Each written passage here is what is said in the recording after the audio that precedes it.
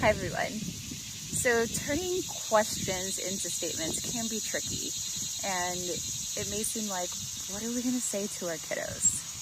So here are some examples of turning questions into statements. So a question is a verbal inquiry that is distinctive from a declarative sentence by having a rising inflection at the end of a sentence structure of a question.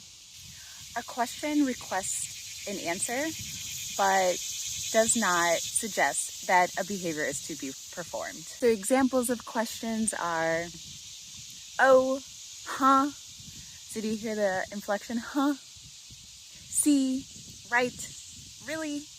You hear the really as opposed to really? What time is it? That's the blue one, right? What is this called? Huh? There's that huh again. You want to build an igloo? Where are the pretty blocks? Etc. And questions can go on and on and on, right? So let's talk about turning questions into statements. So let's say your child is playing with their baby doll, rocking their baby doll. A question would be, that's a baby, right? Or you could say, as a statement, you are rocking the baby doll. So just telling the kiddo exactly what they're doing, so that shows that we're paying attention and we approve of their behavior. We're telling them what they're doing, we're not telling them to stop, and we're indirectly saying it's okay. Another example would be a child is putting blocks, like shapes, into shape holes in a block container. And a child is confused and says, where does it go? And so the parent takes it and puts it in and says, see? So it's a question. Instead is just take it and put it in and lead by example. Another thing we could do is just encourage them to keep going. We don't always have to do it for them. So they're trying, we could say, you got it, keep going. You are working so hard to put the block in its appropriate spot, or something like that, using your verbiage. And then give them a label praise for trying. Good job for trying. If they get it, great job.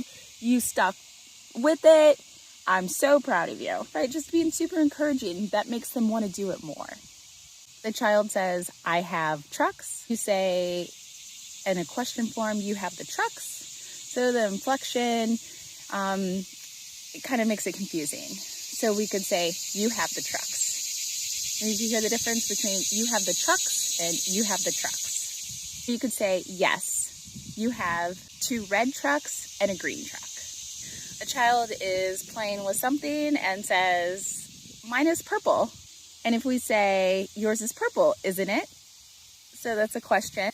But we could say, you have the purple stuffed animal. You have the purple toy. So those are just a few examples of statements that we could say. And remember, when we say the statements, then we can just stop. So you have the purple toy, and then just stop. Don't say anything until the next conversation naturally comes up. I think sometimes we feel that we have to keep it going, when really it's important just to be there and show our child that we approve of what they're doing, have a good time, lead by example, instead of just constantly bombarding with questions. So if you have any examples or are confused about anything, please reach out to us and we'd love to chat. And if you have examples, we'd love to share those examples as well. So as always, take care, parents and caregivers.